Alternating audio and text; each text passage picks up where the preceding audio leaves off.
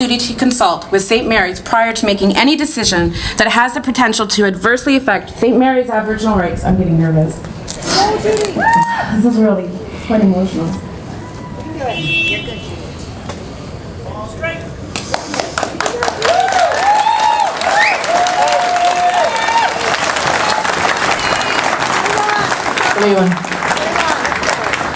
Despite the fact that the government of New Brunswick has a legal duty to consult with St. Mary's prior to making any decision that has the potential to adversely affect St. Mary's Aboriginal rights and title and treaty rights, they did not consult with us on the forest strategy or the contract they signed with Irving. If implemented, both the contract and the strategy would result in an increase in logging in St. Mary's territory. The increase in logging has the potential to interfere with St. Mary's Aboriginal title, Aboriginal harvesting rights, and treaty harvesting rights.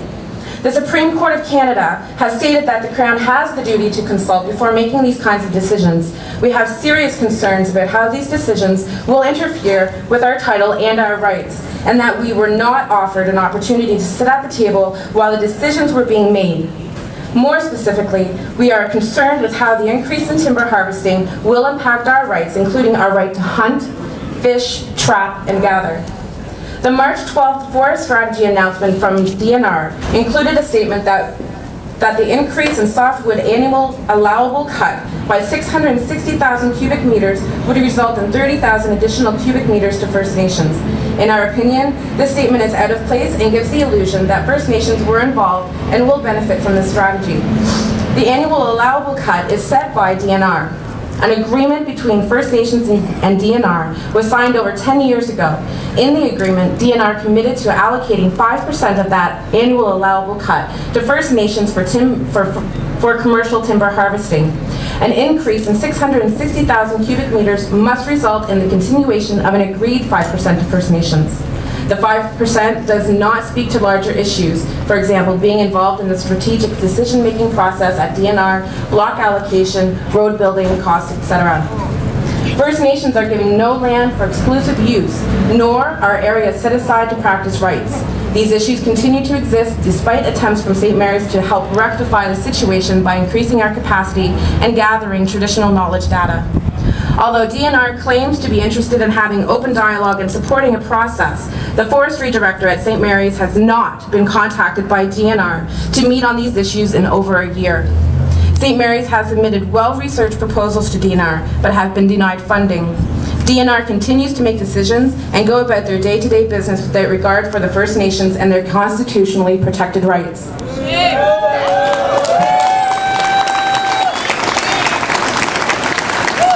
St. Mary's is simply seeking to have a real voice in land use decisions that have serious impacts on our traditional land uses, our culture, and our constitutionally protected rights. We call on New Brunswick to engage with us promptly on this issue, or St. Mary's will have no choice left but to consider its legal options.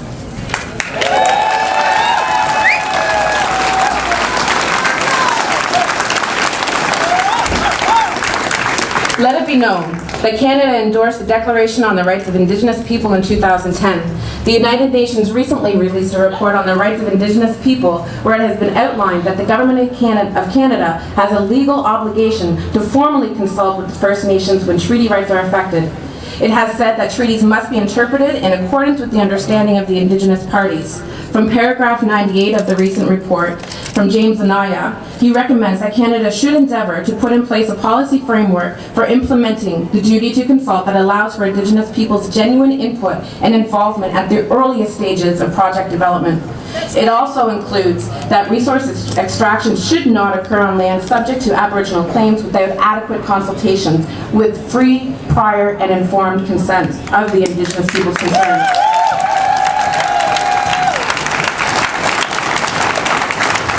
However, Premier Allward, who is the Minister of Aboriginal Affairs for this province, continues to ignore the treaty rights of us all.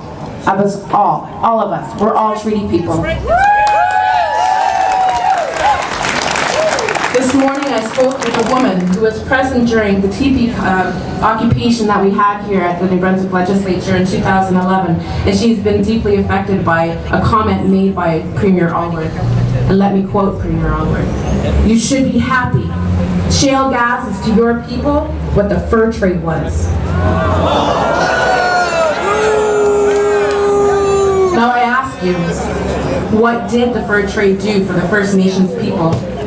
This is a great example of his ignorance to the issues of the past and the present. This statement truly demonstrates his ignorance of First Nations issues, and he is the Minister of Aboriginal Affairs. It is an indication as to why First Nations people have had enough. Melita Haas, C. Bennett Buswick, Willie Wynn, thank you.